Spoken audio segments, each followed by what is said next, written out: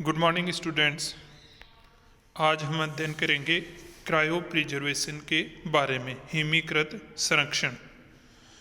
तो सबसे पहले इसका परिचय देखते हैं कि क्रायो प्रिजर्वेशन या हिमीकृत संरक्षण क्या होता है। Cryopreservation is the process which refers to the preservation in the frozen state. Cryopreservation एक प्रक्रिया है जिसमें अपन किसी भी मटेरियल को हैं वो फ्रोजन स्टेट मीन बर्फ अवस्था में है उसको संरक्षित करते हैं। It is derived from the Greek word kryos means frost. यह एक ग्रीक भाषा के शब्द क्रायो से बना हुआ है जिसका मतलब है फ्रोस्ट मीन बर्फ। The term cryopreservation means storage at very low temperature such as in deep freezers at -80 degree Celsius in vapour phase और at -150 degree Celsius in vapor phase of nitrogen or at -196 degree Celsius in liquid nitrogen. Cryopreservation refers to the storage of cells, tissues and organs at the ultra low temperature of liquid nitrogen. At such low temperature, the stored material enters in a state of absolute quiescence as all the physical and biochemical reactions are practically halted.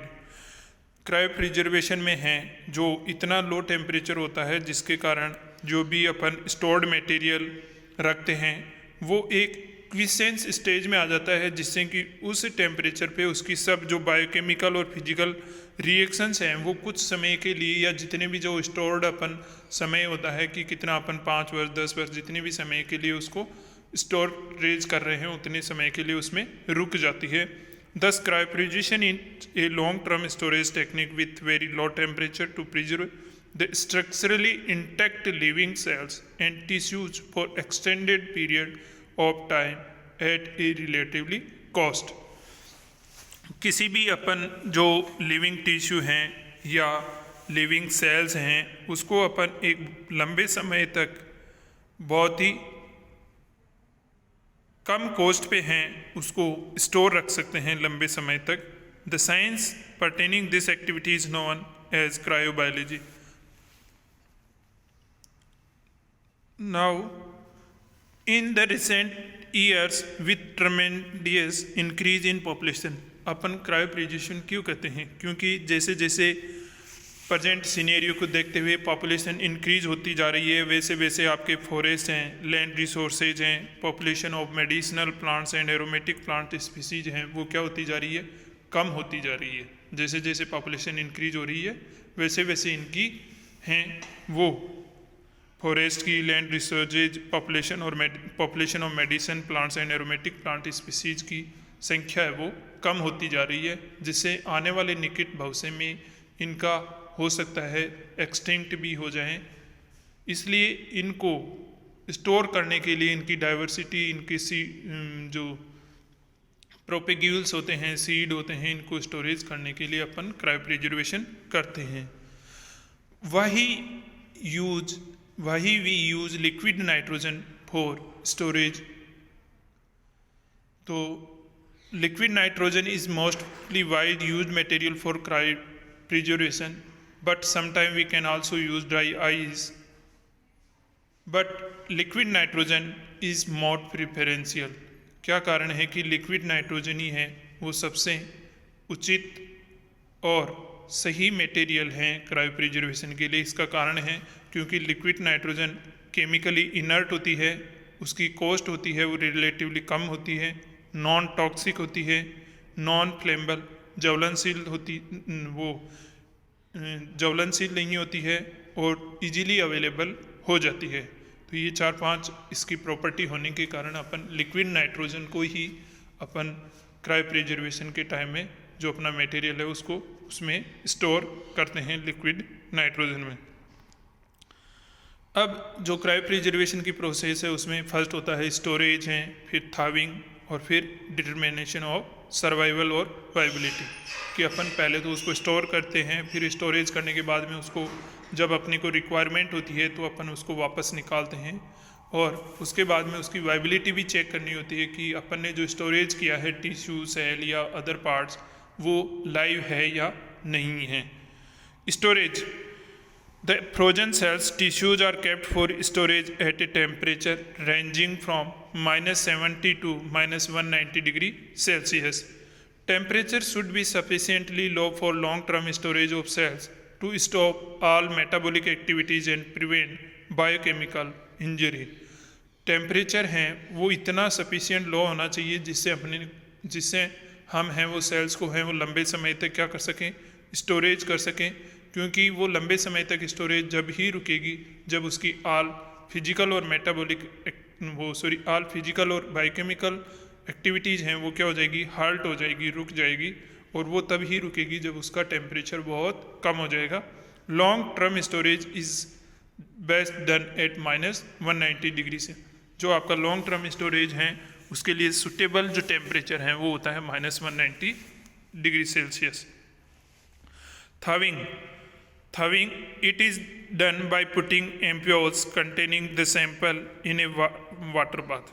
जब भी अपन storage करते हैं तो कुछ एक specific ampoules वगैरह में अपन seed को या कोई प्लांट की ट्विग है, मेरिस्टेमेटिक सेल है, तो उसमें अपन स्टोर करके रखते हैं, और जब अपन उसको स्टोर करते हैं -190 डिग्री सेल्सियस पे, तो इतने लो टेम्परेचर उस पर क्या हो जाती है, बर्फ़ बन जाती है।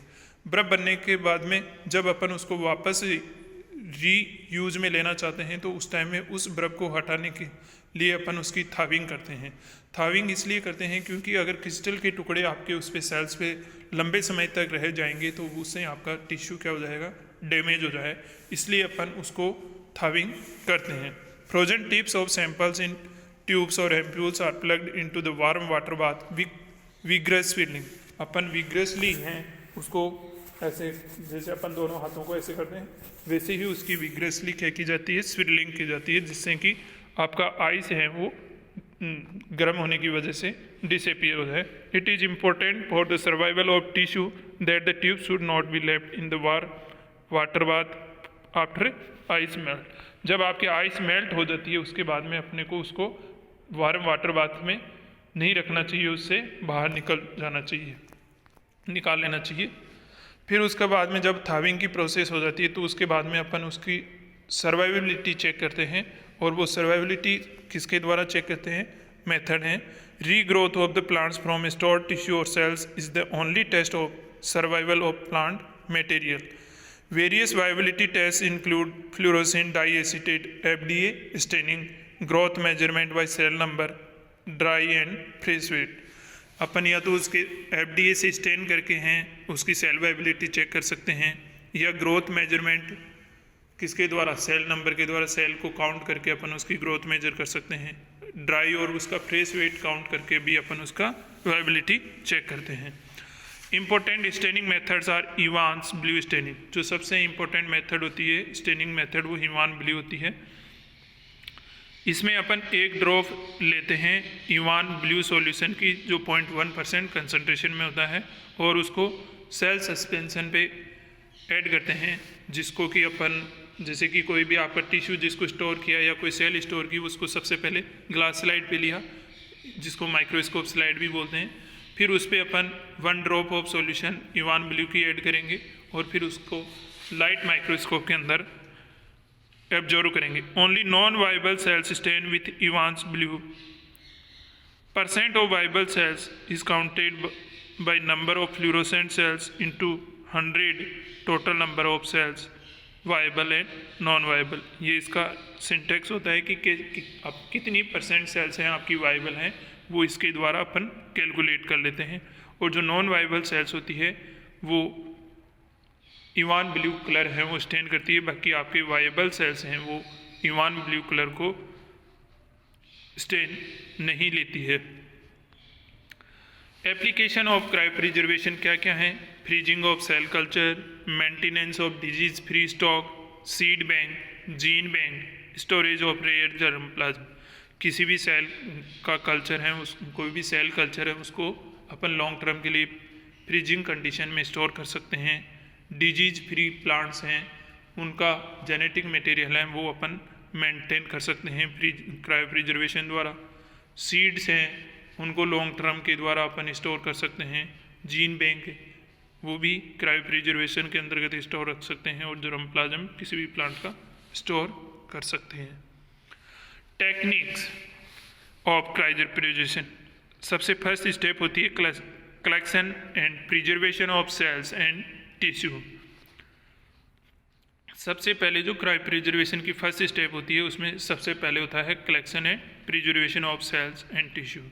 सेकेंड स्टेप में अपन उसमें ऐड करते हैं cryoprotectants, vitrification and cryoprotective dehydration, वो दोनों क्रायो प्रोटेक्टेंट्स के अंदर आते हैं। थर्ड स्टेप होती है फ्रीजिंग। फ्रीजिंग भी 3 प्रकार की होती है, slow freezing method, rapid freezing method and step wise freezing method. जब ये 3 प्रोसेस हो जाती है फिर उसके बाद में अपन उसको स्टोरेज करते हैं और स्टोरेज के बाद में वापस उसको अपन रीग्रोथ चेक करने के लिए थाविंग। तो फर्स्ट स्टेप देखिए collection of cells. Collection of cells में सबसे पहले अपने को ये देखना पड़ता है कि कौन सा प्लांट मटेरियल है या कोई टिश्यू है या कोई animal tissue, embryo, semen, egg हैं, कौन सी सेल हैं जिसको अपन स्टोर या क्रायो प्रिजर्व कर सकते हैं। In general, cryopreservation is easier for thin samples and small clumps of individual cells because these can be cooled more quickly and so require low dose of toxic cryoprotection. Cryopreservation generally जो thin samples होते हैं उनके लिए, वो जो छोटे small individual cells के clumps होते हैं उनके लिए ईजी होता है क्योंकि ये जल्दी क्विकली है, वो कूल हो जाते हैं और जो क्रायो प्रोटेक्टेंट्स से अपन ट्रीट करते हैं उसकी अमाउंट भी कम रिक्वायरमेंट होती है। Therefore the goal of cryopreservation human livers and hearts for storage and transplant is still some distance away. जो अपना एक गोल है कि ह्यूमन लीवर और हार्ट्स को भी हैं, वो अपन लंबे टाइप, मान लीजिए कि कोई पर्सन है उसकी डेथ हो गई लेकिन उसका हार्ट और लीवर है वो अभी काम कर रहे हैं, तो अपन उसको क्या करते हैं कि उस व्यक्ति का हार्ट और लीवर हैं उसे निकाल के अपन उसको लंबे समय तक स्टोर करके जब किसी नेक्स्ट टाइम में किसी व्यक्ति का हार्ट फेल हो जाए या किसी का लीवर डैमेज हो जाए तो उसमें उसको ट्रांसफर। लेकिन अभी तक ऐसा संभव नहीं हो पाया है क्योंकि जो हार्ट ट्रांसप्लांट और लीवर ट्रांसप्लांट है वो क्विक टाइम में ही अपने को जिस व्यक्ति से अपन ने उसको डोनर व्यक्ति से लिया है तो रेसिपिएंट में उसको कम 24 आवर या 1 आवर, 2 आवर, 5 आवर या 6 आवर में उसको ट्रांसप्लांट करना होता है। लंबे समय तक अपन उसको स्टोर करके नहीं रह सकते क्योंकि वो डेथ हो जाता है। Suitable combinations of cryoprotects and regimes of cooling and rinsing during warming after allow the successful cryopreservation of biological materials particularly cell suspension और thin tissues samples like semen हैं, blood हैं, stem cell हैं, umbilical cord blood हैं, egg हैं, उस side embryo भी आपका 2 cell stage, 4 cell stage और 8 सेल स्टेज तक ही स्टोर किया जा सकता है। उसके आगे का एम्ब्रियो है वो स्टोर नहीं कर सकते। प्लांट मटेरियल जैसे कि सीड हैं, सूट्स हैं, उनको अपन क्रायो प्रिजर्व कर सकते हैं। Addition of cryoprotectant, there are 2 potential sources of cell damage during cryopreservation. जब अपन क्रायो प्रिजर्वेशन करते हैं तो उस दौरान क्या है कि आपका जो मटेरियल है जिसको कि अपन क्रायो प्रिजर्व कर रहे हैं वो डेथ उनका डैमेज हो सकता है। किस किस के कारण? एक तो आइस क्रिस्टल फॉर्म होने के कारण, जो आपके सेल होती है उसके अंदर आइस क्रिस्टल फॉर्म हो जाने की वजह से आपका टिश्यू डैमेज हो सकता है। दूसरा, कई बार क्या होता है कि जब अपन क्रायो प्रोटेक्ट ऐड करते हैं तो उनकी अगर इंट्रासेलुलर कंसंट्रेशन ज़्यादा हो जाए तो भी आपका टिश्यू डैमेज हो सकता है। Intracellular concentration of solutes increase to toxic levels before और during freezing as a result of dehydration. जो आपका क्रायो प्रोटेक्ट्स नहीं, आपका जो सोल्यूट्स का लेवल जब डिहाइड्रेशन होता है तो उस कंडीशन में, जैसे सोल्यूट में आपके ये ऑस्मोलाइट्स होते हैं, इनकी अगर कंसंट्रेशन से ज़्यादा हो जाती है तो भी वो टिश्यू डैमेज हो जाता है। तो 2 कारण है, आइस क्रिस्टल फॉर्म होगा तो भी टिश्यू डैमेज हो जाएगा, अगर इंट्रासेलुलर कंसंट्रेशन सोल्यूट्स की ज़्यादा हो जाएगी तो भी आपका टिश्यू डैमेज हो जाएगा। इन दोनों से बचाने के लिए अपन ऐड करते हैं क्रायो प्रोटेक्ट्स। क्रायो प्रोटेक्ट्स क्या होते हैं कि एक तो ये एंटी फ्रीज होते हैं, antifreeze. Cryoprotectants acts like antifreeze, they lower freezing temperature and increase viscosity. वो एक तो आपका जो फ्रीजिंग टेम्परेचर है उसको लो कर देते हैं और उसकी विस्कोसिटी बढ़ा देते हैं, जिससे आपका टिश्यू डैमेज नहीं होता है। Benefits of vitrification. Vitrification, it is the process in which the ice formation cannot take place because the aqueous solution is too concentrated to permit ice crystal nucleation. Instead, water solidified into a amorphous glassy state. Rapid cooling also promote vitrification. तो vitrification ऐसी प्रक्रिया है जिसमें ice के crystal हैं वो बनना हो जाते हैं। कई बार अपन रैपिड कूलिंग करते हैं तो उस दौरान भी हैं वो विट्रीफिकेशन की प्रोसेस शुरू हो जाती है। Cryoprotective dehydration. If the cells are sufficiently dehydrated they may be able to withstand impression in liquid nitrogen. Dehydration can be achieved by growing in presence of high concentration of osmotically active compounds like sugar हैं, polyols हैं, और air desiccation in a sterile flow cabinet or over silica gel। अपन cryoprotective dehydration कैसे कर सकते हैं? एक तो अपन उसमें जो ओस्मोलाइट्स होती हैं उनकी हाई कंसंट्रेशन ऐड कर दें, जैसे कि आपके शुगर हैं या पोलियल्स हैं, या दूसरा अपन एयर डेसिकेशन करके भी अपन उसको डिहाइड्रेट कर सकते हैं। Dehydration reduces the ice formation, increase the osmotic pressure of intracellular solution which depresses its freezing temperature. Dehydration करने की वजह से क्या होता है कि उससे आपका एक तो आइस फॉर्मेशन नहीं होगा, ऑस्मोटिक प्रेशर आपका इंक्रीज हो जाएगा इंट्रासेलुलर सॉल्यूशन का, जिससे क्या होगा कि आपका फ्रीजिंग टेम्परेचर है वो क्या हो जाएगा, डिक्रीज हो जाएगा, डिप्रेस हो जाएगा। वेरियस क्रायोप्रोटेक्टेंट्स यूज आर ग्लिसरॉल हैं, डाईमिथाइल सल्फोक्साइड हैं जिसको DMSO भी बोलते हैं शॉर्ट में, मैनिटोल हैं, प्रोपाइलिन है and choline. These are the different cryoprotectants which are use during the cryo preservation, but all of these DMSO is the most suitable cryoprotects because it is chemically inert।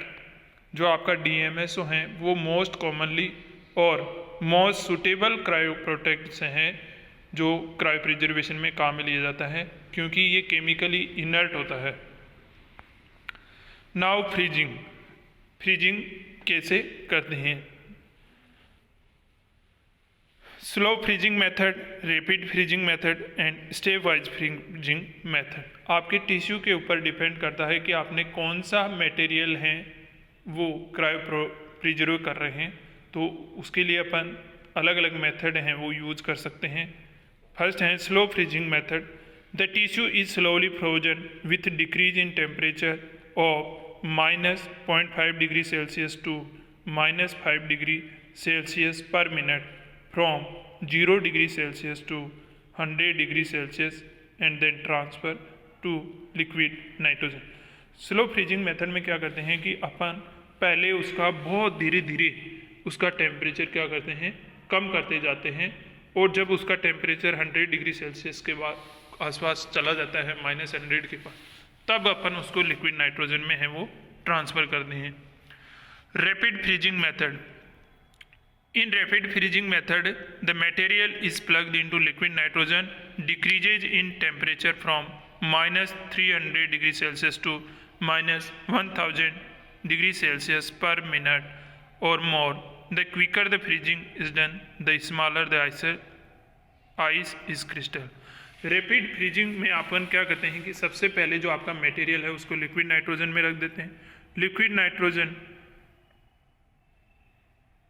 Liquid nitrogen में रखने के बाद में अपन उसका temperature है वो decrease करते जाते हैं -300 से -1000 डिग्री सेल्सियस पर मिनट के हिसाब से, जिससे क्या है कि आप रैपिड फ्रीजिंग करोगे तो उससे आपका जो आइस क्रिस्टल का फॉर्मेशन है वो कम होगा, जबकि स्लो फ्रीजिंग मेथड में है वो आइस क्रिस्टल फॉर्मेशन के चांस क्या रहते हैं, ज़्यादा, जिससे टिश्यू डैमेज होने के भी चांस ज़्यादा।